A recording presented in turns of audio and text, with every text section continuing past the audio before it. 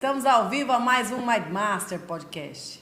Eu estou aqui com ele, o reitor da Unievangélica, José Mateus. Zé Mateus, bem-vindo e boa noite. Olá, Janaína, boa noite a todos que nos assistem nesse momento.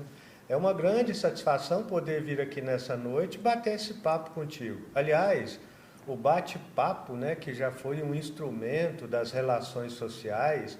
Depois nós tivemos um tempo aí no qual as relações mais físicas, mais próximas se distanciaram, e agora a gente tem visto que com todo esse meio de comunicação através da tecnologia tem facilitado. Então é um prazer estar aqui com você nessa noite. Bacana, o prazer é todo nosso, né? O Mateus é um gigante, um goianesiense, um dos goianesienses gigantes que nós temos. É bacana, Mateus, eu me conecto muito com você, com a sua história. Sabia que a sua esposa foi minha primeira professora, né? Pois é, a Sônia tem uma história aí. Comumente a gente encontra com pessoas que falam, fui seu aluno e tal. Então isso é muito bom, né? Eu venho de família, tradicionalmente, da docência, né? Casei com professora, meus filhos são professores. Eu fiz uma carreira na docência do ensino superior, e isso é muito bom, porque na minha casa tem de tudo, de gente que alfabetiza até professor de ensino superior. Então é uma alegria poder realmente passar o que a gente sabe, o pouco que a gente sabe, para os outros. E a Sônia dedicou a sua vida a isso. A Sônia foi minha primeira professora, eu lembro disso. Eu lembro mais da Sônia do que de muitos outros que passaram nos meios ali, né? Do meu processo de crescimento. Mateus, dentro da docência, hoje como reitor do Polo Goianese da Unievangélica, mas como que foi o começo do Mateus no mercado de trabalho? Porque eu lembro que você trabalhava na Planagre. É verdade, Eu devo muito ao Grupo Laje, mais especificamente a figura do Ricardo Fontoura, que foi com quem eu tive um contato muito grande. E eu trabalhei na Planagre num projeto de pesquisa de melhoramento genético. Foi seu primeiro emprego? Foi meu primeiro emprego, e lá eu tive a oportunidade de conhecer grandes pesquisadores, como o Fabrício Dayala Valva, um professor da Universidade Federal de Goiás, da Escola de Agronomia, a convivência com Edvar Madureira Brasil, que foi reitor por 2 ou 3 vezes, não sei, da mesma universidade, e isso fez com que realmente essa convivência me fizesse voltar para o estudo, Então eu falo que a convivência com pessoas é que nesse início da minha história acabou me incentivando a enfrentar os desafios e a vencer os desafios pelo estudo. Bacana.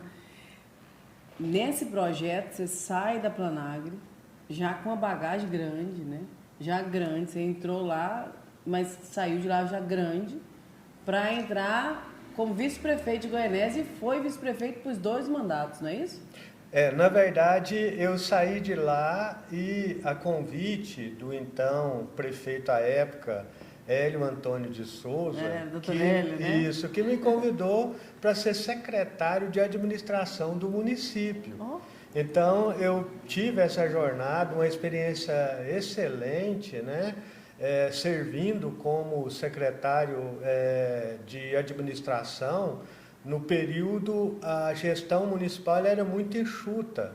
Então, era uma figura que tinha que se desdobrar para dar conta de tantas demandas, porque não é como hoje, que tem várias secretarias, vários dividiu bem, os departamentos. A cidade cresceu, Também, Então, depois disso, eu fui convidado a me candidatar como vereador.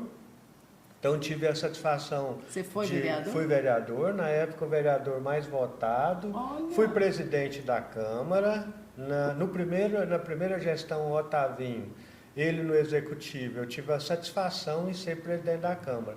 E depois fui convidado aí a fazer parte do Otavinho numa chapa como vice-prefeito, e realmente foi uma experiência gratificante. Quando eu voltei de novo para a faculdade, já que eu penso que esse negócio de ficar de eterno como político cria um obstáculo para a democracia. É importante que outras pessoas entrem. Modele, né? Isso, para que... Cabeça nova, visão diferente. É preciso que isso aconteça. Então, a trajetória é bacana que eu pude servir aí a comunidade goianesense, tanto como vereador, presidente da Câmara, e depois como vice-prefeito, saindo dessa condição e embreando pelo lado da educação. Eu lembro que eu topei com você, Matheus, aqui ó, na rodoviária, você indo para Anápolis estudar. É verdade. Gente, às vezes a gente não dá valor em ter uma universidade do gabarito da Univangélica dentro de casa. Dentro da nossa casa.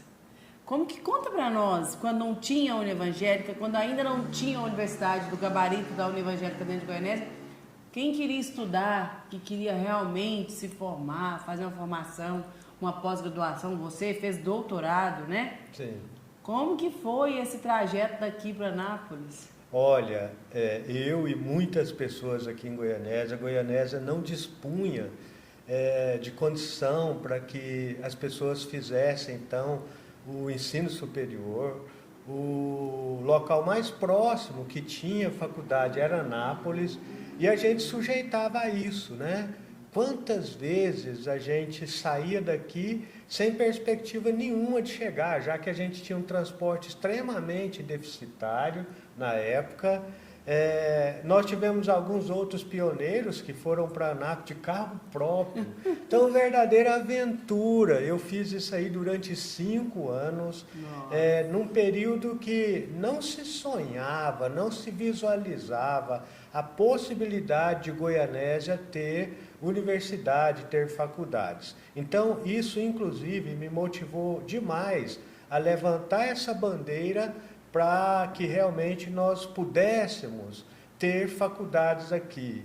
Eu tive a satisfação, junto com outros companheiros aqui de Goianésia, em trabalhar para a vinda de instituição de ensino superior, até porque eu senti na pele o que era entrar no ônibus todos os dias. Nós chegamos a um ponto, Janaína e caros amigos que nos acompanham, a ter 7 ônibus que saíam aqui de Goianésia para cidades como Anápolis.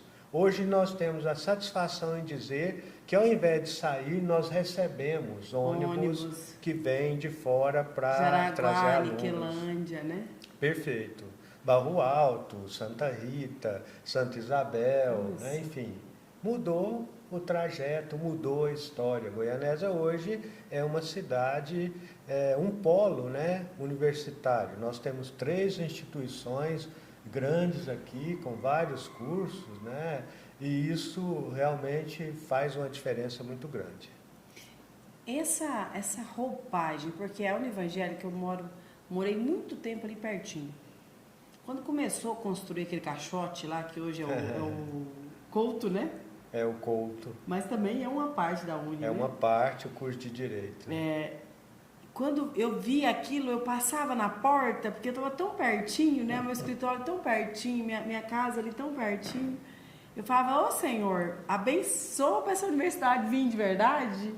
Porque muita gente especulou que não vinha, que era tudo conversa, era politicagem. Eu ouvi demais, Matheus. Eu passei inúmeras vezes, levantei a mão lá para aquele lado e falei, Senhor, abençoa essa universidade vir para pertinho de mim, valorizar a minha casa, dar oportunidade aos meus filhos poder ter a oportunidade de estudar numa faculdade perto ainda de casa. Você tá louco, era um sonho.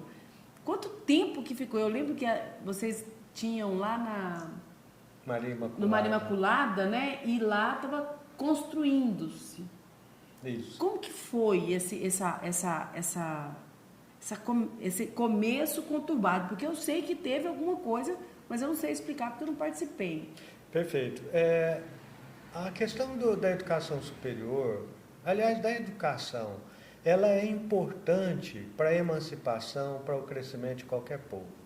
E isso não é conversa da carochinha, basta a gente observar o quanto alguns países cresceram à medida que investiram em educação. A educação é o único instrumento capaz de garantir uma sociedade melhor. E nessa esteira de realmente levar a Goianésia a um outro patamar, no que tange a questão da educação, foi que iniciou toda essa correria, essa busca, para que nós tivéssemos efetivamente uma instituição de ensino superior aqui. Eu lembro bem que quando a gente estava na gestão pública, o Otavinho como prefeito, eu estava como vice, juntamente com a Câmara da época, um grupo de empresários estiveram aqui com o propósito de abrir uma faculdade. E nós demos todo o suporte na época, né? Então nasceu lá? Nasceu lá. Então não era Unievangélica, né? Era na verdade Fabego, que um grupo de empresários tiveram essa ideia, vieram aqui, e essa ideia foi comprada pela gestão pública. Eu falo gestão pública porque envolveu Câmara Municipal. Não é só um órgão, né? Não, de forma alguma. E dessa forma, então, depois que essa instituição iniciou, né, lembro bem que eu estava saindo da gestão pública, a gente começou tratativas com a Unievangélica, e eu nesse período não tinha nenhuma intenção de ser diretor, enfim, até porque eu dava aula na Unievangélica em Anápolis e eu estava tranquilo lá e esse era o propósito. Só que Goianésia falou mais alto, então nós conseguimos, a Unievangélica adquiriu a Fabego e aí começou uma burocracia. Então porque não nasceu a Unievangélica. Não nasceu, ela foi... Nasceu a Fabego, a Unievangélica entendeu que Goianésia era potencial e comprou. Perfeito, essa foi a ideia. E o grande marco é porque a Associação Educativa Evangélica, que é a mantenedora da Unievangélica, ela não tem fins lucrativos, né? É uma instituição cristã evangélica que tem quase 80 anos de história e, inclusive, os membros do seu conselho são voluntários, tem um trabalho voluntário, um trabalho filantrópico. E isso foi muito bom para a Goianésia, porque nós tivemos aí o início de vários cursos que era o sonho, como direito, administração, ciências contábeis, e hoje a gente tem uma gama de outros cursos, né? Temos curso de outras instituições, como é o caso da UniRV, com o curso de medicina, e a UEG com vários cursos. Não, deixa eu só fazer uma pausa aqui para me entender. O curso de medicina, da UniRV tem alguma coisa a ver com a Unievangélica? Não, são mantidas diferentes, são mantenedoras diferentes. A Faculdade de Medicina é um campus da Universidade de Rio Verde, que é uma fundação, né? É uma fundação, portanto, com autonomia de realmente trabalhar a abertura de curso no Estado de Goiás, porque está vinculado ao Conselho Estadual de Educação, ao passo Estado, né? É vinculado ao Estado enquanto conselho, né? E nós somos vinculados ao Ministério da Educação, direto, né? A Lei dos Sinais, que é uma outra proposta. E a UEG, que já é uma instituição estadual, né? Então, Goianésia tem uma associação, que é a Associação Educativa Evangélica, no qual nós estamos inseridos, tem uma fundação, que é a UniRV, e temos uma instituição, um campus, da UEG, que é uma instituição própria do governo do Estado de Goiás, ligado à Secretaria de Ciência e Tecnologia. Bacana. E esse processo, a gente vê assim, o quanto cresce a Universidade de Goianésia, a Unievangélica, e hoje era aquele caixotinho, né? E foi aumentando, e foi aumentando, e foi aumentando. Hoje tem o culto durante o dia, meus filhos inclusive estudaram o culto. E a faculdade à noite só está crescendo. A gente vê todo dia, parece que brota mais um piso lá naquela... Eu não tinha entrado lá da última vez, da última reforma, gente. Faça uma visita. Vê que coisa mais linda que é a nossa faculdade. Eu falo, é nossa, é né? Nossa. E tem que chamar de nossa. A nossa a possibilidade dos nossos filhos, dos nossos netos, dentro de Goianésia, sem ter que sair daqui e se locomover para outros polos, com tanto curso bom. É verdade. Quais são os melhores cursos hoje, os mais competitivos, os mais concorridos de Goianésia? Essa é uma pergunta muito boa, Janaína, porque nós vivemos numa sociedade em que o mundo do trabalho está muito dinâmico. A gente pode ver que está surgindo profissões que até bem pouco tempo eram impensadas, né? Hoje a gente vê uma mudança radical em relação à questão do labor, do trabalho, enfim. E isso tem impactado diretamente as instituições de ensino superior. Para você ter uma ideia, no último vestibular, nem vestibular, porque entra lá por outro sistema, é via Enem, da Universidade Federal de Goiás, o curso de inteligência artificial foi mais concorrido que medicina. Então nós estamos vendo uma dança das cadeiras em que realmente a questão de cursos e do espaço profissional na modernidade, eu diria até na pós-modernidade, está realmente sofrendo um impacto muito grande. Por quê? Porque, na verdade, os cursos de ontem tradicionais podem não existir mais e novos cursos podem surgir. Hoje nós temos os principais cursos na nossa instituição, como é o caso de agronomia, que a região nossa é bem propícia, administração, que é um curso que não pode deixar de existir. Que ele atinge muita gente. Tudo precisa de administração. Tudo. Acho que é um curso de vida. É verdade. Nós temos engenharia civil, engenharia mecânica, medicina veterinária, enfermagem, odontologia durante o dia, né? O curso de Direito, que é um curso que entra ano, sai ano, Ele é vai um curso lá. que está dinamizando, enfim, são vários os cursos. E agora nós estamos preparando para entrar nesse novo espaço. Psicologia também. É até um curso que eu quero, que eu vou. Quero não, vou. Isso. Fazer. E é importante, porque hoje... É necessário, gente. Eu acho que é um curso que nunca vai ficar obsoleto. Isso. A gente vai ter sempre a necessidade de trabalhar e modelar pessoas, né? Sem dúvida. E o curso de psicologia, eu acho que é um curso que todas as pessoas que fizerem nunca vão ficar obsoletas no mercado. E hoje a gente vê a questão do comportamento humano, o quanto, né, toda essa situação de pressão que é exercida sobre o sujeito, quanto isso impacta, né, na sua saúde emocional. Na produtividade, em tudo. Isso mesmo. O impacto emocional, ele é em tudo. A gente adoece mais quando a gente está no posicionamento de não conseguir lidar com a pressão. Porque o que parece nesse mundo moderno, Matheus, é que assim, não podemos pressionar. Não pode pressionar, porque se pressionar, as pessoas não vão conseguir. Gente, não é isso. Eu faço um pouquinho, eu fiz análise comportamental via IBC, e a pressão, ela tem que acontecer. A pressão, na verdade... Nós temos que trabalhar como lidar com a pressão. Porque todo mundo vai ser pressionado em todos os lugares. Como você vai lidar com essa pressão é que muda, que muda pessoas, que muda resultado, que muda empresas, que muda tudo. E a sociedade, ela criou, né, assim, à medida que o tempo foi passando, hoje o ritmo não é mais o ritmo do humano, é o ritmo da máquina, né? Nós vivenciamos durante muitos anos uma percepção de que o tempo passava lentamente. Atemporal.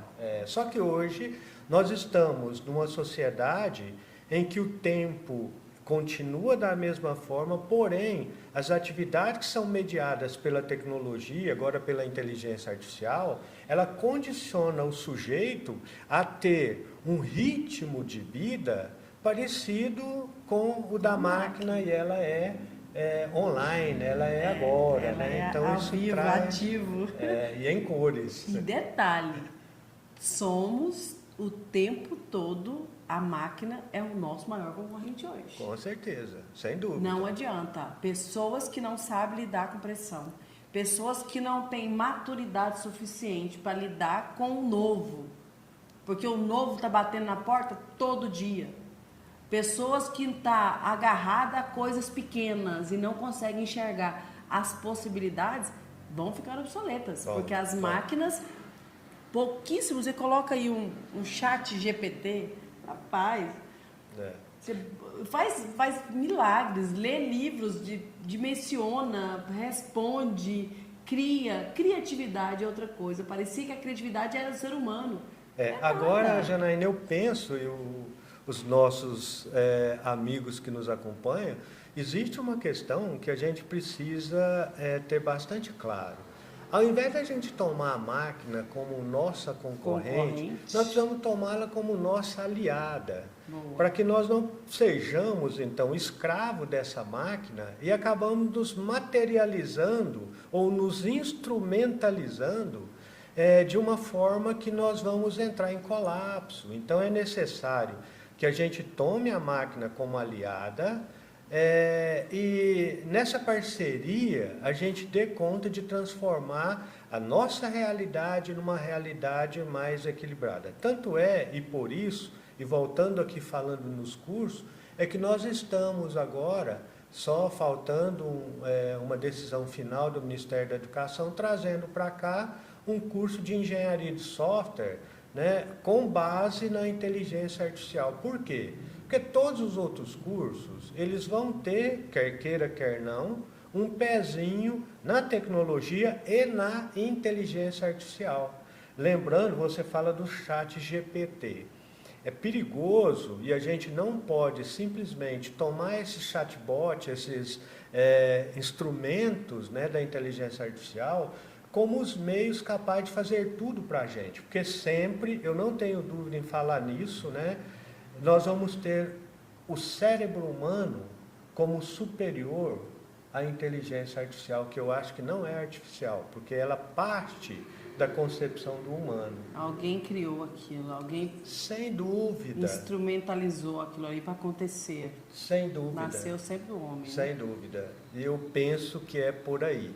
O ser humano, ele é senhor do universo. Agora, é preciso tomar cuidado para que esse mesmo ser humano não se instrumentalize de uma forma tão intensa, capaz de entregar o jogo para uma inteligência que ele se denominou de artificial.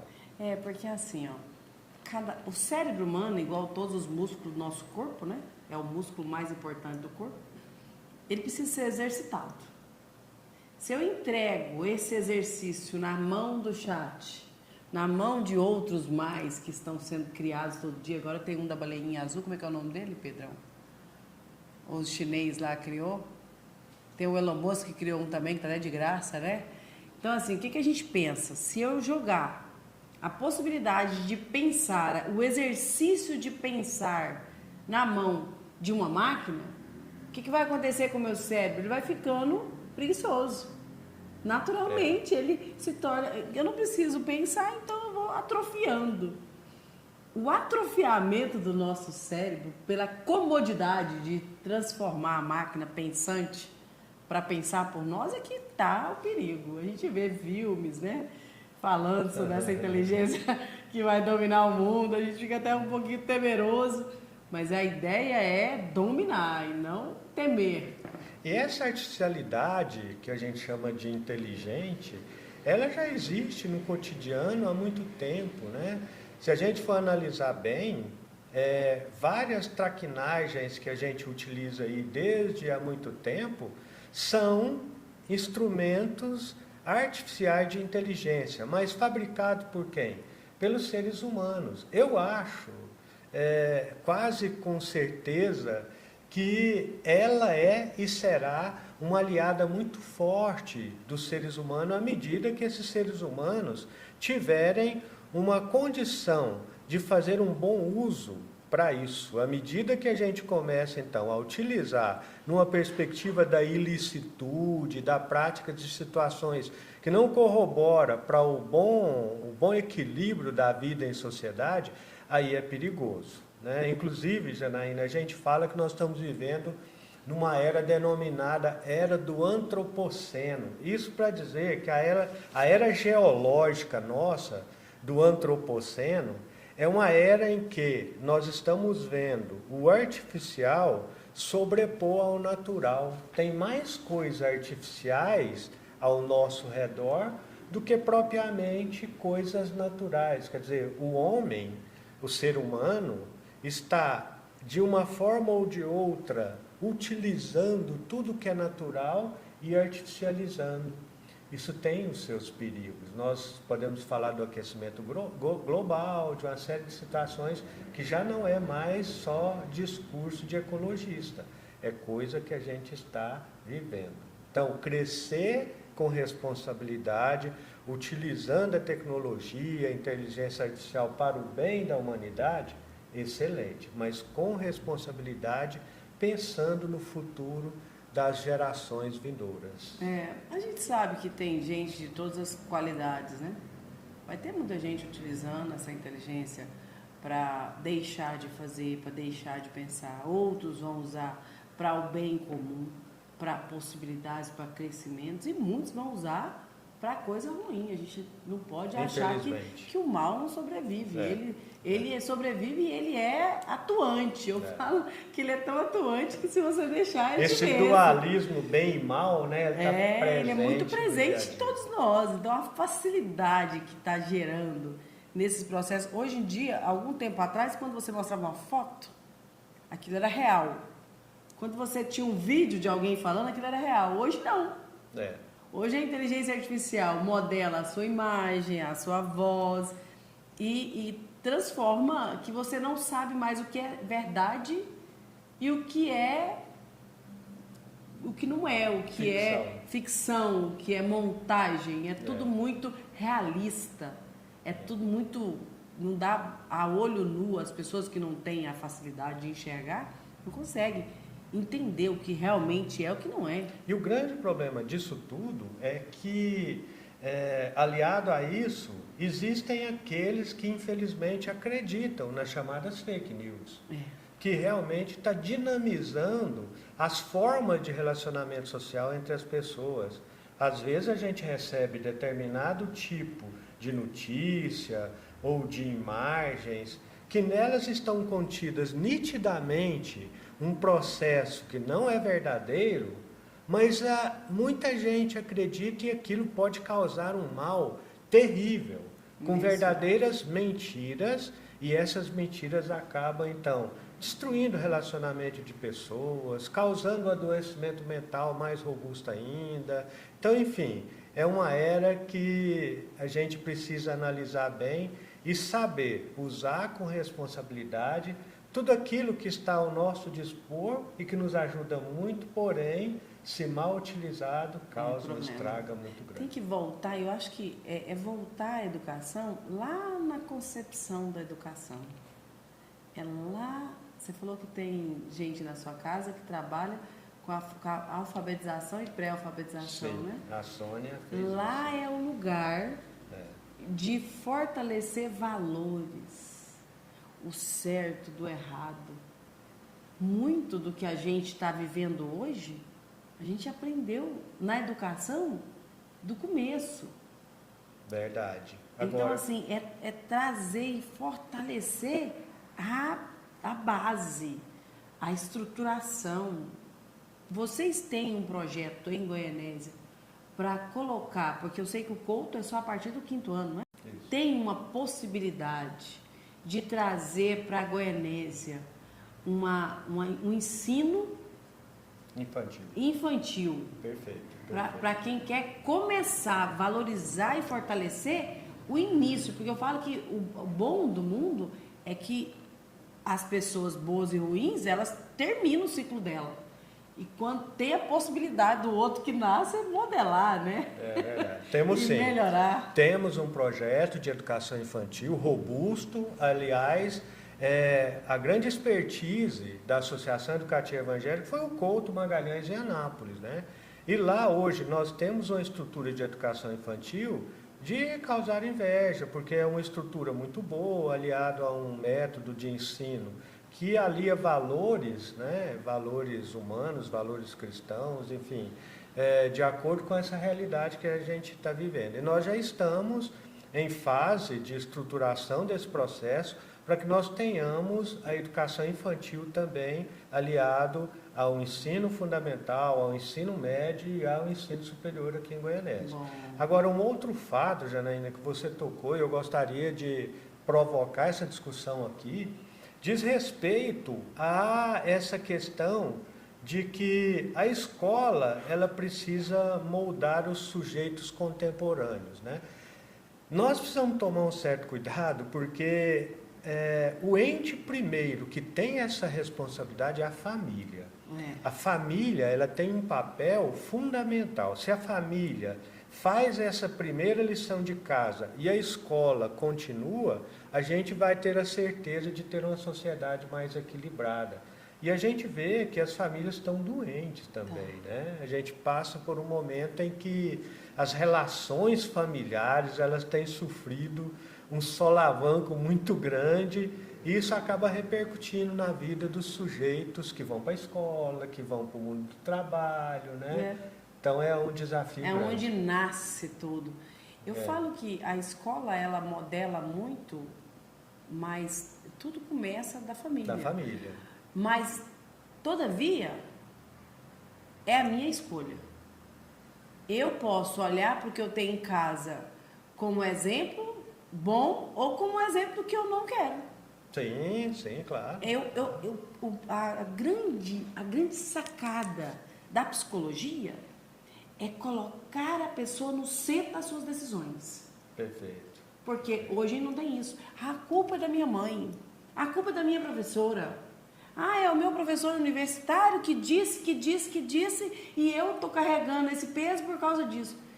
Isso é um mito que as pessoas têm que romper. A educação, ela traz cultura, fortalecimento, entendimento.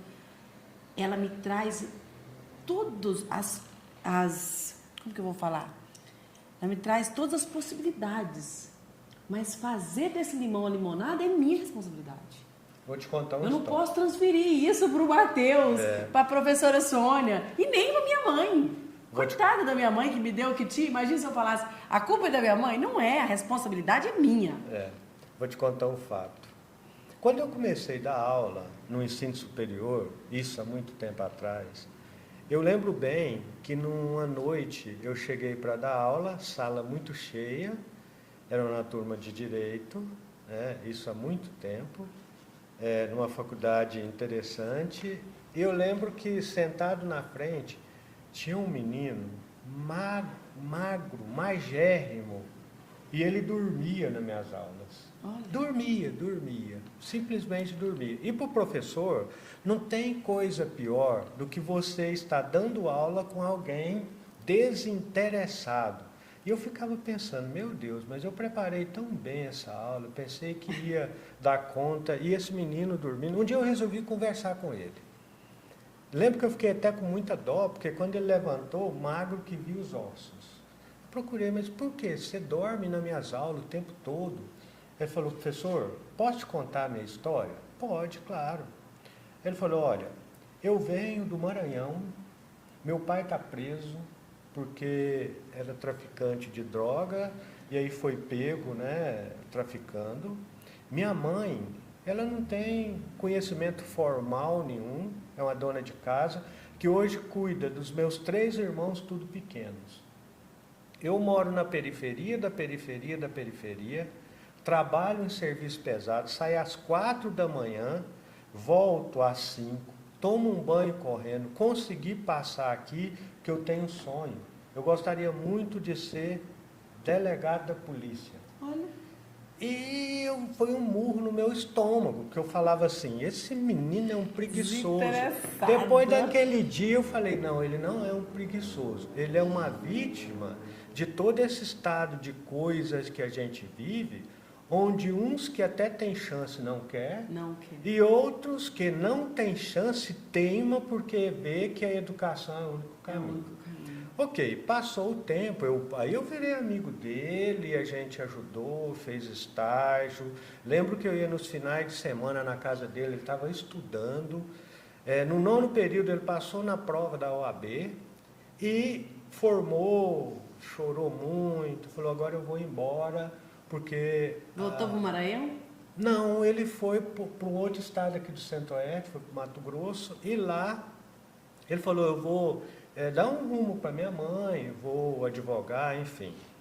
Um tempo depois, um tempo bem depois, um dia eu recebo uma ligação dele, convidando, você sabe para quê? Para a posse dele de delegado. Delegado! Então, assim, ó, ele é o exemplo claro para mim, e fora isso eu tenho um número infinito de outros alunos que sofreram estupro e depois transformou a vida. Esse aluno que venceu, hoje a mãe dele tirou o pai da cadeia, obviamente. Então, enfim, se a gente for analisar, eu não acredito muito em meritocracia, porque a meritocracia ela é meio desigual. Tem uns que têm mais facilidade de ter mérito. Um cara desse é um batalhador, não foi só por mérito dele, não, foi vontade, força. Então, quando eu vejo alguém que coloca dificuldade em estudar, eu lembro desse tanto de situação histórica que eu vejo no decorrer da minha trajetória como professor, de gente que venceu por garra, hoje estão aí construindo história. Não é só história financeira não, porque quando a gente fala que vence, tem pessoas que acham que é só dinheiro. Não, pessoas que estão fazendo bem, fazendo a diferença, é isso que anima. E esse cara mesmo, ele é fruto desde a professora que alfabetizou ele até chegar na gente, onde ele conseguiu realmente se emancipar. Então a educação, ela é tudo. Ela realmente adorei essa palavra, emancipa, você está emancipado. E para quem não sabe, gente, emancipar é quando a sua mãe te assina para você ficar maior de idade.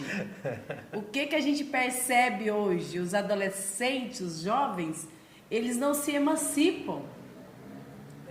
Eles estudam alguns, viu? Fazem suas faculdades, pegam os diplominha, bota lá na prateleira, mas eles não têm autonomia, eles não fazem por eles. Não tô jogando uma régua aqui, mas infelizmente eu tô jogando uma régua porque são raras as exceções dos adolescentes de 20 anos. Esses dias uma menina minha, uma filha minha, eu tenho 3 filhos, 2 homens e uma menina. A minha menina tá com 21, vai fazer 22 agora, dia 2.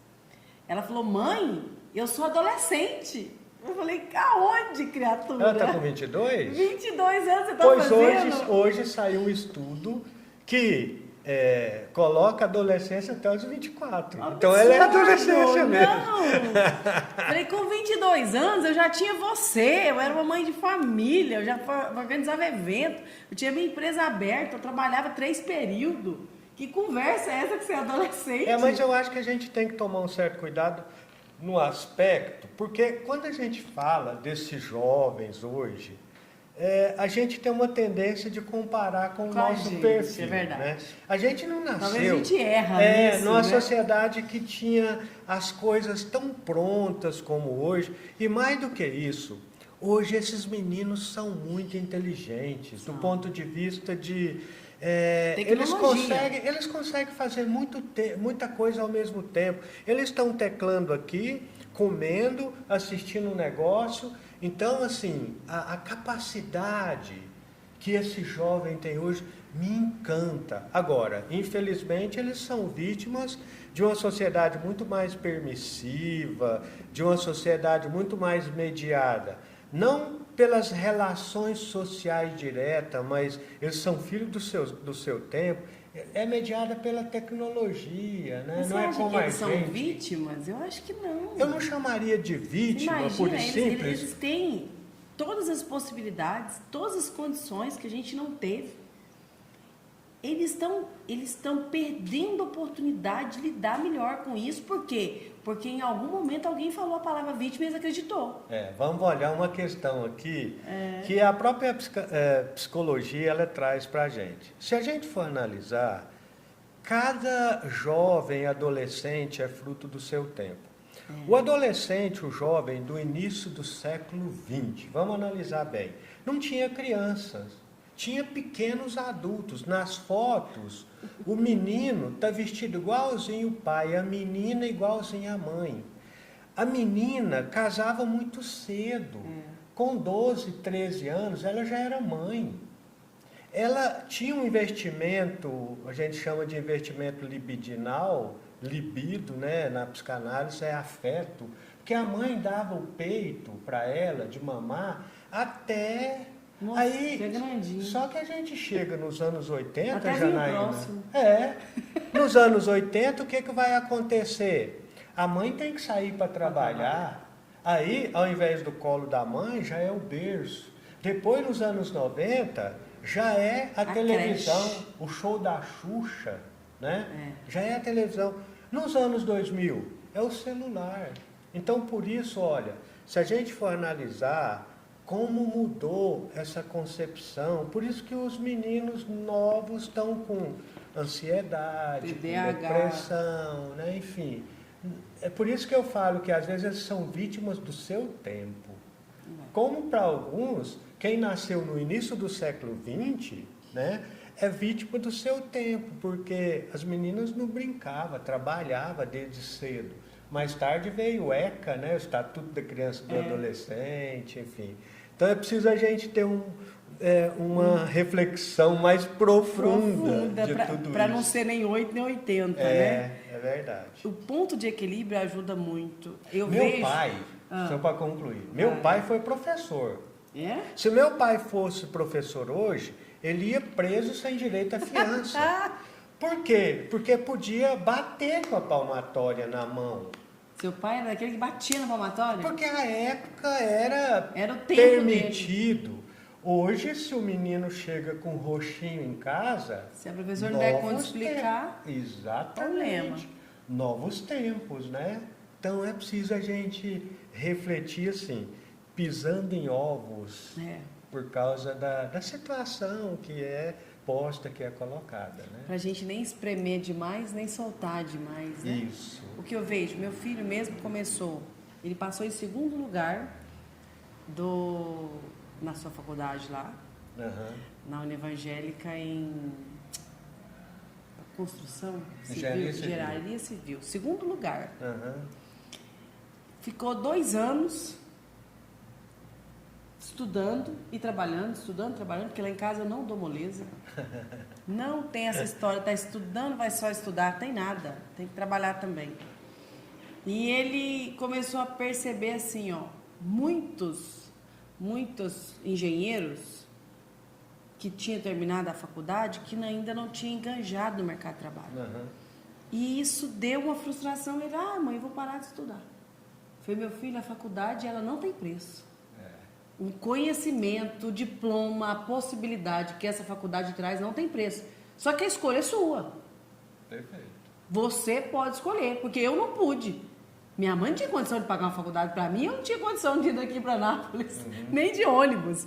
Não tinha condição nenhuma. Mas você tem a condição, você mora a uma esquina da sua faculdade. E você pode escolher fazer a faculdade, que eu dou conta de pagar ela, ou não. A escolha é sua, só que a responsabilidade do resultado final também é seu. E a gente vê os adolescentes hoje, os adolescentes de 22, de 24, começa e não termina, Mateus. Deixa a sua mensagem para esses jovens, para que eles concluam o que eles começaram, porque isso é importante para eles. Isso é necessário, né? É necessário. Um grande sociólogo contemporâneo nosso, chamado Zygmunt Bauman, ele fala que a gente vive numa sociedade líquida, onde nada é absoluto, tudo é relativo. Fala assim, até os amores são relativos. A pessoa casa, daqui um mês está separada, a gente nem assusta mais. Por quê? Nada é feito para durar. Nada é sólido mais, né? E não é diferente para a juventude de hoje, para o adolescente, e até para nós hoje, a gente está vivendo essa liquidez das relações. Na educação, infelizmente, não é diferente. A gente tem visto que, de fato, o papel da família, fazendo isso que você fez, mostrando caminhos, porque deixando claro para os filhos que, na verdade, a gente vive baseado em duas situações, escolha e consequência. A gente escolhe as coisas e, dependendo da nossa escolha, vai ter consequências, que pode ser positiva ou negativa. O que a juventude, todos nós precisamos mostrar, é que realmente a história construída a partir da honestidade, da licitude, do esforço, é que é a história bela, né? É a história que de fato a gente precisa teimar em construir. Por quê? Porque aquela história do ganho fácil, das coisas que vêm muito rápido, que jogador de futebol nem todos são bons, a maioria vai dar em nada, e que às vezes o ganho muito fácil pode ter consequências traumáticas, é que isso precisa ficar claro para o nosso jovem hoje. O abandono, mediante a qualquer desafio, precisa ser enfrentado, mas com ajuda de pai, mãe, professor, da religião que a gente frequenta, dos amigos que a gente tem. Por quê? Porque senão, no mundo mediado pelas relações líquidas, como o Balmo fala, a juventude não tem persistência, ele vai desistir de tudo. Desiste do casamento, desiste da faculdade, desiste dele, daquilo que ele está desistindo dele. Exatamente, e é preciso então o quê? Entender isso. Por isso que as instituições de educação, como eu faço parte de uma, precisa ter um conteúdo que satisfaça e garanta a esse jovem uma vontade em estudar. Porque se ele chega lá também e o ambiente é ruim, não dá para ele ficar, porque tudo ele hoje é virtual. A família precisa compreender isso, né? Que o pai e a mãe tem que ter um tempinho para os filhos também. Talvez o pai e a mãe cobra do filho, mas não dedica isso aqui para bater um papo, para ter um diálogo com essas crianças, né? Então é preciso que a gente com esses adolescentes de 22 trabalhe anos. isso, que a gente trabalhe isso, porque senão eles vão desistir de tudo. E o problema é que o resultado deles reflete muito na gente. A gente quer os nossos filhos crescendo, sendo incríveis, e a possibilidade que a gente acha assim, eu dou conta de pagar a faculdade, é o suficiente, né? E eu falei, nossa, mas minha mãe falar isso, eu lembro que eu programei, você não gosta de mim, não, é por gostar de você mesmo. Assim, esquece isso. Como você precisa comer, você precisa estudar. Então eu acho que é isso, assim, a firmeza dos pais, a não permissividade, mas o companheirismo também em relação aos seus filhos, porque às vezes nessa fase de ir para a escola, para a universidade e tudo, os pais também criam barreiras em relação aos filhos. Busque ajuda se tiver dificuldade. Não é vergonha buscar ajuda quando a gente está em dificuldade. É o pai com os filhos com o pai, o amigo em relação ao amigo. Buscar ajuda. A pessoa financeiramente, quando está ruim, ao invés de dar um tiro na cabeça, busca ajuda, né? Na escola, da mesma forma, bom, eu saí mal nessa disciplina. Confie em Deus, mas dá uma ajudinha para ele, corre atrás, né? Senta, corre atrás. Porque ninguém é bom em tudo, Ninguém. Às vezes tem coisa que eu sou boa, outras coisas não sou. Arruma alguém para te fortalecer no que você não tem habilidade, né? Por aí, exatamente. Einstein bombava em português, né? Pois é. E foi o pai da matemática. Você fala isso às Então, pessoas. Você não se cobre ser bom em tudo. Seja bom no que você é bom, mas seja ótimo. Exatamente. E as outras coisas traz gente boa naquilo para perto de você. Às vezes a pessoa chega para mim, um aluno que quer entrar na faculdade, fala assim, qual o curso que você acha que eu devo fazer? Ou então assim, você acha que esse curso é bom? Todo curso é bom. Depende de como você vai usar ele. Pedagogia é bom, história é bom, direito é bom, engenharia é bom. Depende. Qual foi o seu primeiro curso, Matheus? Eu fiz ciências sociais. Eu sou cientista social. Depois que eu fui fazer pós-graduação lá de ciências, fiz mestrado, doutorado, faço um pós-doutorado agora. E assim, tenho uma certeza. Só sei que nada sei. Já era um pressuposto socrático. A gente estuda e aprende, às vezes, com mais humilde. mediante uma forma de Tem uma frase que eu ouvi na igreja. Ninguém sabe muito que não pode que não possa. Ninguém sabe muito que não possa aprender. É verdade. E ninguém sabe pouco que não possa ensinar. É isso. É uma máxima que eu concordo plenamente. É troca. Mateus, o sonho de todo mundo é vir à faculdade de medicina para Goianésia via Unievangélica. Conta para nós, qual que é a possibilidade disso acontecer e quando? Olha, as possibilidades são cada vez mais robustas. Agora, eu quero deixar bem claro aqui, Janaína, que como a gente está falando, a Associação Educativa Evangélica, que já tem uma faculdade de medicina em Anápolis, está abrindo outra em Aparecida de Goiânia, porque foi contemplada por um edital do governo federal.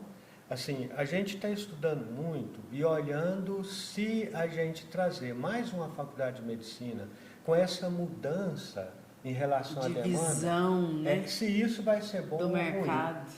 Porque nós estamos preferindo ir para o setor da inteligência artificial e da tecnologia. Que daqui a pouco está suprindo a medicina. Já está e tem que complementar, porque hoje dias atrás um colega meu foi fazer uma cirurgia. Ele falou, Mateus, eu fiz uma cirurgia robótica, não tinha médico lá. É uma tendência, não tem jeito.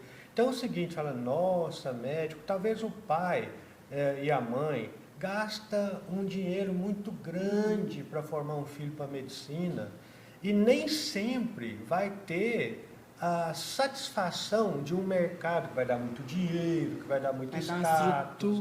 A gente está vendo que é preciso a gente ter o pé no chão.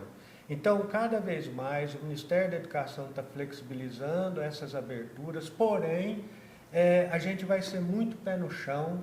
E na realmente, hora de trazer tem que ser uma coisa que realmente faça sentido. Que tenha sentido e que vá atender as pessoas para que elas possam ser felizes na profissão que escolheram. Porque o que eu vejo muito é assim, ó, medicina, dentista também, né? Biomédico. Essa galera estão deixando de arrumar dente, de cuidar das pessoas para entrar na área da estética. O que eu mais vejo hoje? Dentista fazendo botox, fios, harmonização boca, facial, deixando as mulheres parecendo um ET, e algumas, né? Claro que tem umas que ficam maravilhosas, mas não são todas. Tem casos e casos, né?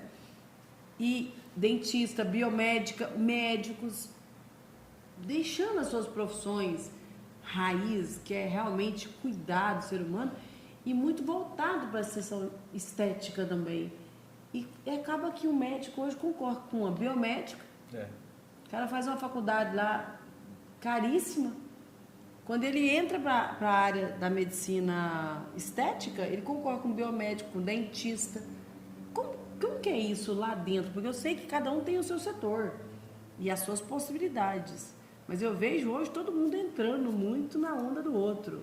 É verdade. Aí você tocou numa questão que chama mercado, né? Infelizmente, o mercado e o modismo, eles acabam direcionando principalmente os profissionais de todas as áreas. Você citou aí especificamente a área da medicina, da saúde, para uma concepção que traz maior engajamento, que é a palavra da vez, né? Maior engajamento financeiro, maior engajamento. E com isso a gente está vendo muitos acidentes, né?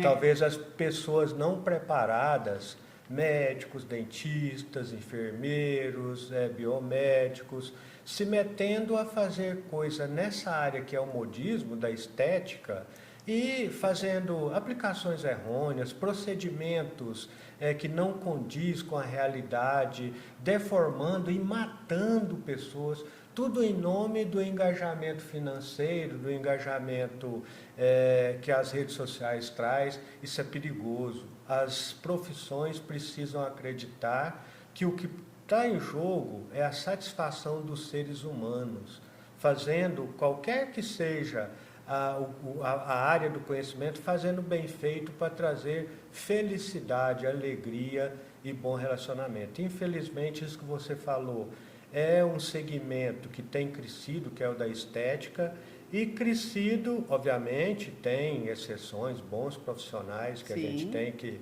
mas com esse modismo e com essas aventuras que tem deformado pessoas, né, e trazido muita tristeza.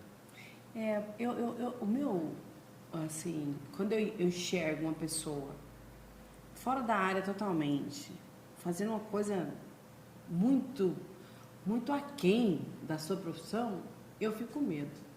Eu hoje, assim, cada vez eu vou menos aos médicos. Porque eu percebo os médicos acreditando só nos exames. E, assim, não fazendo aquela análise clínica, fazendo uma anamnese aprofundada.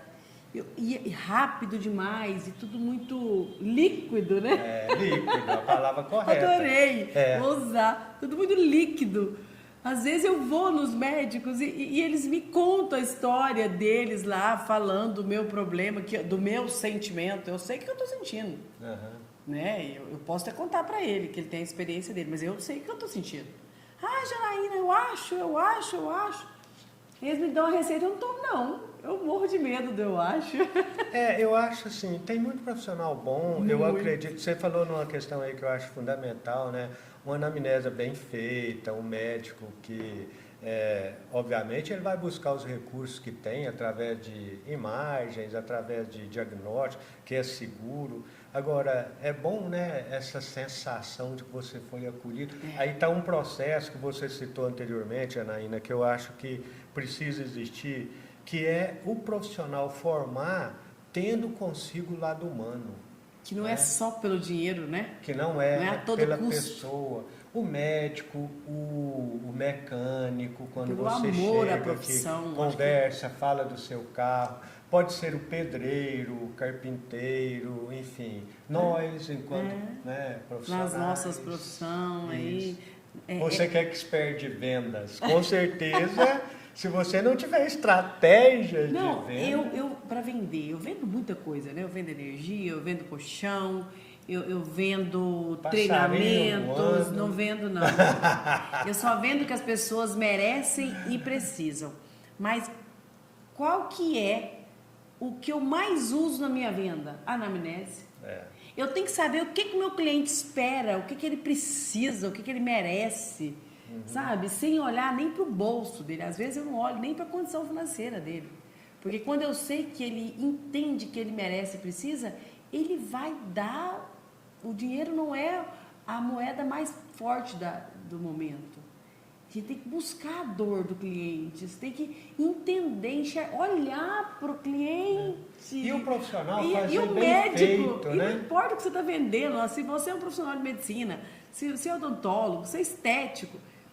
Percebe o que o cara quer, o que ele precisa, porque às vezes o que ele quer está muito longe do que ele precisa também.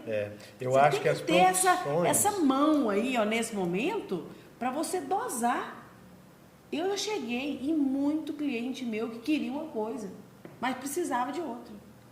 E eu mostrei para ele o que ele precisava. Perfeito. E eu fiz uma boa integração. Eu falo, não vendo nada, eu mudo a visão das pessoas.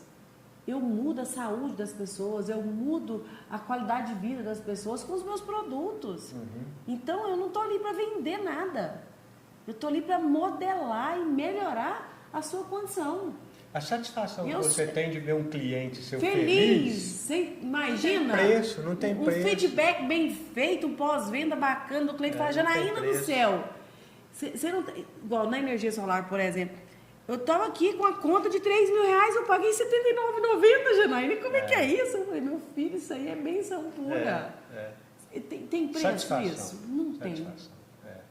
O nosso objetivo é a sua satisfação, é o lema da minha empresa de eventos. Quando eu vejo, Janaína, e caros amigos e amigas que acompanham aí, um exemplo, um engenheiro ou uma engenheira, que alguém chega e fala assim, nossa, aquele ex-aluno, aquela ex-aluna fez um projeto para mim que ficou excelente. Não tem coisa melhor como professor do que isso, não. Isso aí é a satisfação plena. Eu lembro do Thales da Smart, né, que eu fui apresentar ele para o Otavim, na FECIG, lembra? Lembro. Tavinho, isso aqui é um gigante. Incrível, esse menino saiu de lavador de lava-jato. Foi nosso aluno de administração, viu? Para super empresário, né, do ramo imobiliário. Aí você falou assim, e foi meu aluno de administração, formado dentro da nossa universidade. Foi. Quer dizer, Thales é um exemplo. tem o processo. Não tá cru. É isso. Sabe? Não nasceu de qualquer maneira, não nasceu de qualquer forma. Passou pelo processo natural do conhecimento estruturado que traz uma universidade. Beleza, é isso mesmo. E a gente agradece muito você por ter enxergado essa universidade, abraçado, porque, igual você mesmo falou, não é pelo mercado, mas é pelas pessoas. E eu acredito que você apostou nesse projeto, abraçou ele com as duas mãos e a sua mão fortaleceu o crescimento da Universidade Evangélica de Goianésia. Quero te agradecer, te parabenizar, viu, Matheus? Sou entusiasta da sua história. E assim, quero que você deixe aqui agora, nesses últimos segundos nossos, uma fala poderosa para mudar a concepção de muita gente que acredita hoje que não precisa de uma faculdade, que é volátil, que não. Deixa essa frase e mostra para as pessoas que a estrutura de uma faculdade transforma pessoas. Eu agradeço muito, eu gostei muito desse papo, Janaína. Que papo gostoso, passou tão rápido que eu nem vi. Eu quero aqui dizer, as pessoas precisam acreditar nelas mesmas. E não existe tempo. Faz há um tempo atrás, chegou um senhor com seus quase 80 anos e me disse que queria fazer um curso na nossa instituição, que era o sonho dele. Ele falou, além de fazer, eu quero vir junto com meu filho. Ele formou e hoje é um profissional exemplar com seus mais de 80 anos. E é isso, não existe momento, a vida é muito curta. A única coisa que a gente leva é o conhecimento que se adquire, que se coloca em prática a serviço de um mundo melhor. A Faculdade Evangélica de Goianésia, a Associação Educativa Evangélica, está aqui exatamente para cumprir esse papel, de te abrigar, qualquer idade, qualquer situação financeira, que a gente possa, de fato, te ajudar para que amanhã ou depois você possa dizer que valeu a pena, que pelo estudo você venceu. Agradeço muito a cada um dos nossos colaboradores, são muitos professores, o pessoal do nosso administrativo, da nossa gestão, que tem ajudado a fazer ensino de qualidade no interior de Goiás. Muito obrigado a todos, obrigado, Janaína, mais uma vez, parabéns pelo seu programa e a Faculdade Evangélica de Goianésia está à sua disposição para os seus empreendimentos, para parcerias. Obrigada. Muito obrigado mesmo. Obrigada a todos vocês que estiveram com a gente ao vivo. Durante a semana nós vamos estar colocando cortes aí, eu espero que vocês curtam, comentam e compartilhem. Porque esse programa foi criado para modelar a visão de vocês sobre pessoas, sobre crescimento e sobre possibilidade. Quero agradecer o Pedrão, né, que está aí, nosso social media, e também o Matheus, que é o nosso filmmaker, responsável por todas as nossas imagens incríveis e maravilhosas. Um beijo para vocês e detalhe, amanhã nós temos o nosso podcast, um gigante também, o nosso querido Erla Moura, lá de Anápolis, que nasceu lá em Campo Norte, tem uma história linda e vem compartilhar isso com vocês. Às 19 horas estaremos aqui e eu espero por vocês. Beijo no coração e até amanhã. Fiquem com Deus. Tchau, tchau. Parabéns.